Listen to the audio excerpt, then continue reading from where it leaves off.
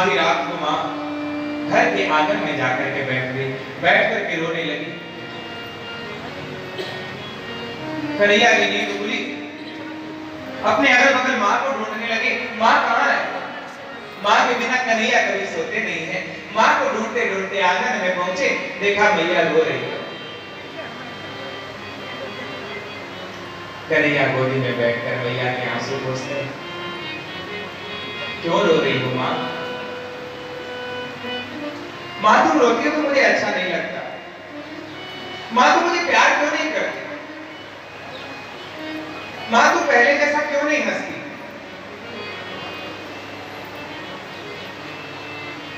कुछ नहीं लाला, कल तू मथुरा जा रहा है, तो न जाने मेरे हृदय में ऐसा क्यों आभास हो रहा है कि तू अब वापस लौट करके नहीं आएगा। लाला देखो, इस वृद्धावस्था में केवल तुम ही मेरा सहारा, तुम्हें देख करके ही मेरे देह में प्राण है। तुम अवश्य लौट करके आना, मुझे दर्शन देना। कन्हैया बोले, माँ तू मेरे बिना नहीं रह पाएगी तो क्या तेरा लाला तेरे बिना रह पाएगा? वो तो नंद बाबा कह रहे हैं इसलिए मैं जा रहा हूँ, वहां मुझे कौन माखन मिश्री खिलाएगा? तुझे पता है ना माँ कि तेरे हाथ से एक दिन भी यदि मैं माखन मिश्री नहीं खाता तो मेरा पेट नहीं भरता। जब तू अपने हाथों से माखन मिश्री खिलाती है तभी मेरा पेट भरता है। माँ तू जानती है ना, जब तू मुझे अपने बगल में थपकियां देकर के सुलाती है तभी मुझे नींद आती है। तेरी आंचल की छांव के बिना मुझे नींद नहीं आती। माँ तेरे बिना मैं कैसे रह पाऊंगा? मैं कुछ दिनों में वापस लौटा। रो मत माँ। जब कन्हैया ने लौटने का वचन दिया तब मैया का रोना कम हुआ।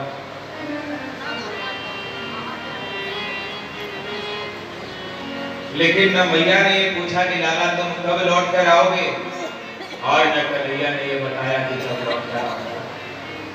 बस इतना कह दिया, माँ मैं लौट कर आऊंगा। सुबह हुई, अक्रूर जी रथ को तैयार करने लगे। गोपियों ने सुना हो गई हो तो आप उसे क्षमा कर दो, लेकिन हमें इतना बड़ा दंड न दो, तुम्हारे बिना हमारे प्राण नहीं बचेंगे, हमें त्याग कर बच जाओ। गोपियां बार बार भगवान के चरणों में अपना सिर पटकती है, गोपियों के केश निकल जाते हैं, उनके मस्तक से खून बहने लगता है। हे कृष्ण, इस ब्रज को अनाथ मत करो। कुछ गोपियां अक्रूर जी के पास जाकर बातें करती हैं, अक्रूर तुम यहाँ क्या करने आए? तुम्हारा नाम तो क्रूर होना चाहिए, जो तुम हमारे श्याम सुंदर को यहाँ से दूर ले जा रहे हैं। अक्रूर, हम वृंदावन की स्त्रियां अनपढ़ हैं, गंवार हैं, कृष्ण की सेवा करना नहीं जानते। कभी उसे माखन चोर कहती हैं, कभी कुछ कहती हैं। मथुरा की स्त्रियां बड़ी चतुर हैं। वो मथुरा में जाएगा तो मथुरा की स्त्रियां उसकी ऐसी सेवा करेंगी कि वो हम गंवार गोपियों को भूल जाएगा और वापस लौट कर नहीं आएगा। इसलिए तुम कन्हैया को हमसे दूर कर दे।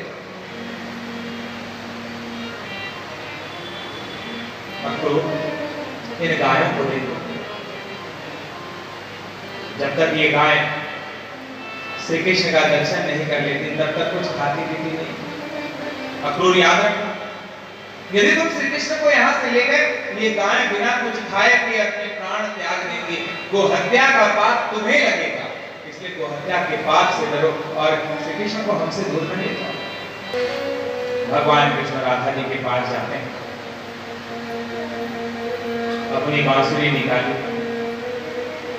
राधा जी के पास बैठे, राधा के मस्तक पर अपने हाथ फेरे और बांसुरी देते हुए कहा, राधे तुम और मैं एक ही है।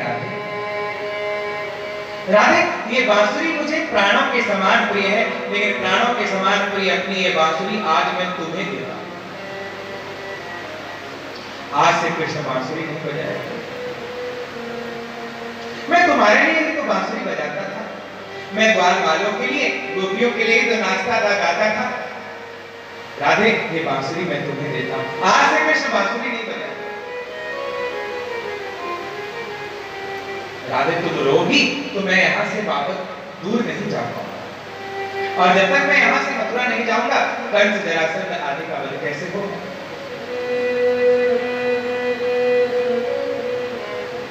राधे तुम मुझे वचन दो कि मेरे जाने के बाद तुम रोगी नहीं, क्योंकि तुम रोगी तो मैं जहां भी रहूंगा मुझे आना पड़ेगा, फिर भक्तों का उद्धार कैसे होगा। ये बांसुरी है, जब तुम्हें मेरी बहुत याद है रोना नहीं, इस बांसुरी को बजाना, मैं जहां भी होऊंगा तुम्हारे पास दौड़ता हुआ चला आऊंगा। राधा जी ने कहा प्रभु ये आपने मुझसे कैसा वचन लिया, मैं रो भी ना सकती। भगवान राधा जी को अपनी बांसुरी दे देते। उस दिन के बाद से भगवान ने बांसुरी नहीं बजाई।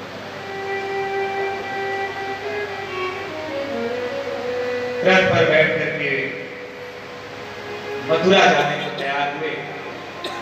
जैसे ही रथ चलने को तैयार हुआ सारी गोपियां रास्ते में लेट जाती हैं और रोते हुए अक्रूर जी से कहती हैं अक्रूर चलाओ अपना रथ और ले जाओ इस रथ को हम गोपियों के ऊपर से चढ़ा करके, अब हमारे प्राण लेकर के ही तुम कृष्ण को हमसे दूर ले जा सकते हो। जब तक हमारे देह में प्राण है हम कृष्ण को नहीं जाने देंगे, क्योंकि कृष्ण के बिना हमारे प्राण नहीं बचेंगे। तुम ले जाना ही चाहते हो, रथ को चलाओ, सब कुछ न करो, हमारे ऊपर से चढ़ा करके।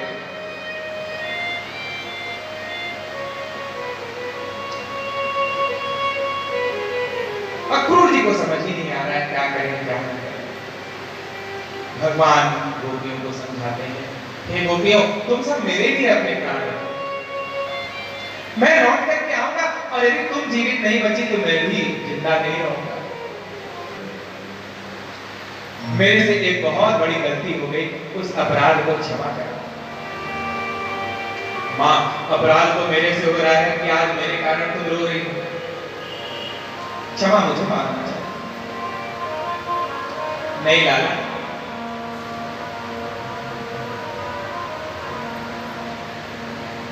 लाला एक बार जब तुमने शरारत की थी, माखन चुराया था, तो मैंने तुम्हें उठल में बांध दिया था, तुम्हें धूप में खड़ा रखा था, तुम रो रहे थे लेकिन मुझे दया नहीं आई। मेरे उस बंधन को भूल जाना, उसे याद मत रखना। कन्हैया बोले मां कैसी बातें कर रही है, संसार में किसमें सामर्थ्य है कि तेरे लाला को बांध सके, तेरे प्रेम में वो सामर्थ्य थी कि तूने मुझे बांध दिया। तेरे प्रेम के उस बंधन को मैं कैसे भूल सकता। कन्हैया रथ पर बैठ करके आगे, अक्रूर जी रथ को बढ़ा देते हैं, वृंदावन की ओर रथ प्रस्थान कर जाता है। जब से रथ गया रोज ब्रजवासी दरवाजे पर उसी रास्ते निकल करके उस रास्ते पर आकर के खड़े हो जाते हैं और यही देखते रहते हैं कि आज हमारा कन्हैया लौटेगा, आज हमारा कृष्ण वापस आएगा। गोपियां यमुना जी में जाकर के ढूंढती हैं, ये यमुना जी के किनारे तो नहीं बैठा है, लेकिन वहां कन्हैया नहीं रहता, तो वो यमुना जी उन्हें अच्छी नहीं लगती।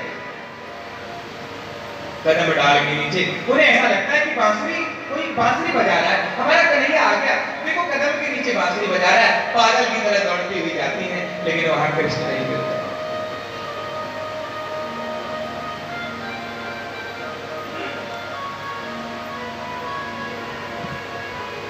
गोपियां नित्य सुबह होते ही मार्ग पे बैठ जाती हैं, सारी गायें बैठ जाती हैं और पूरे दिन यही देखती रहती हैं, आज हमारा कन्हैया लौटेगा, आज हमारा कन्हैया लौटेगा। और जब नहीं लौटते तो आपस में एक दूसरे से कहती हैं, चले गए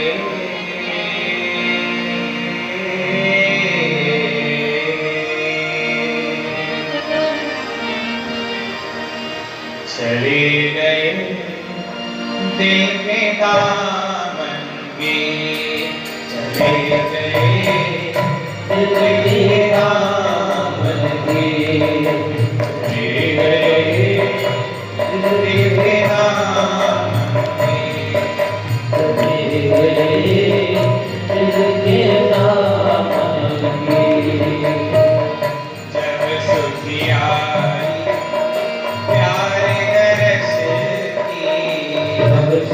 आए प्यारे नरस की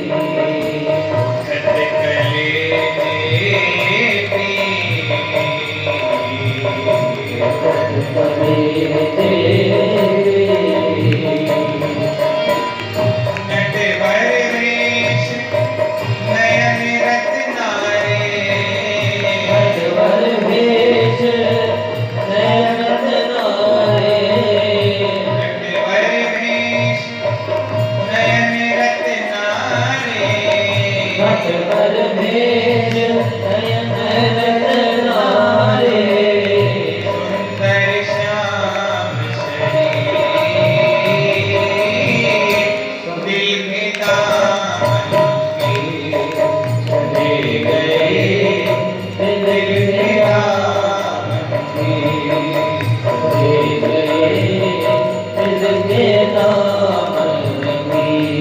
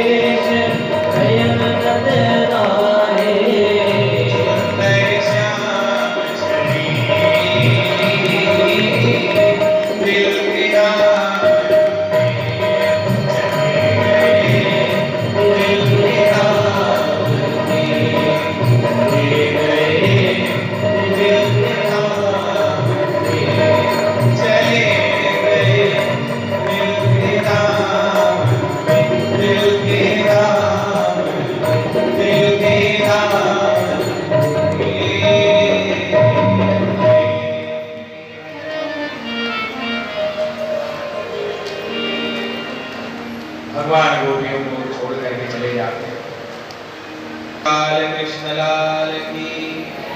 भगवान कृष्ण कंस का धनुष भंग करके उसके अखाड़े में प्रवेश करते हैं, जहां बड़े बड़े पहलवान मल्ल कला का प्रदर्शन करने के लिए आए हुए हैं, कुश्ती लड़ने के लिए आए हुए हैं। जब भगवान ने कंस के अखाड़े में प्रवेश किया, सब देख करके आश्चर्यचकित हो जाते। कंस ने चाणूर मुश्तिक से कहा कि जाओ इनके साथ कुश्ती लड़ो, और जो इस दंगल में जीतेगा, अरे बाद में करना है।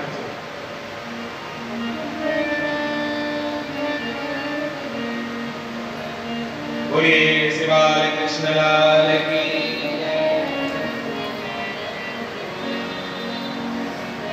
जो इस कुश्ती में जीतेगा उसे मैं स्वयं पुरस्कार प्रदान करूंगा, मैं उसे स्वयं सम्मान प्रदान करूंगा। भगवान कृष्ण चाणूर के साथ कुश्ती लड़ने लगे, बलराम जी मुश्तिक के साथ कुश्ती लड़ने लगे। कंस अपने पहलवानों को आदेश देता है, नगाड़े बजाओ, हमारे पहलवानों का जोश बढ़ाओ। और वे पहलवान का जोश बढ़ाने के लिए वादक ककड़ धुम नगाड़े पे छोड़ देने लगते हैं।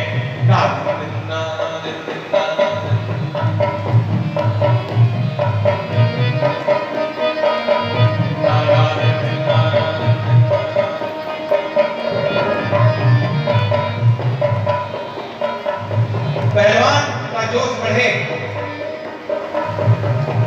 इसलिए बालक नगाड़े पर चोट करते हैं, अनेक प्रकार के ताल देते हैं, लेकिन होता उल्टा है। जोश बढ़ना चाहिए, पहलवानों का तो जोश बढ़ रहा है कृष्ण और बलराम। भगवान कृष्ण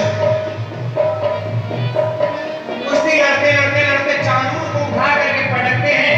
भगवान ने चाणूर का उद्धार किया, बलराम जी ने कोहनी से मुश्तिक की गर्दन को दबाया है और मुश्तिक का उद्धार किया। बोलिए बाल कृष्ण लाल की। और नगाड़े बजे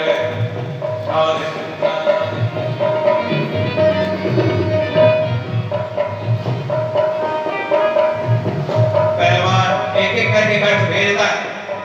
भगवान कृष्ण और बलराम जी मिलकर के एक एक करके सबका उद्धार कर देते हैं। जब कंस के पहलवान मरने लगे और भगवान कृष्ण कंस के सिंहासन की तरफ बढ़ने लगे, तो कंस बड़ा डर जाता है।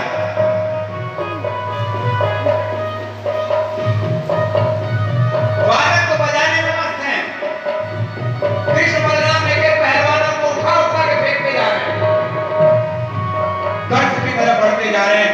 कंस घबरा जाता है, पसीने छूटने लगते हैं। उसने कहा, अरे कौन करो ये सब, मार डालो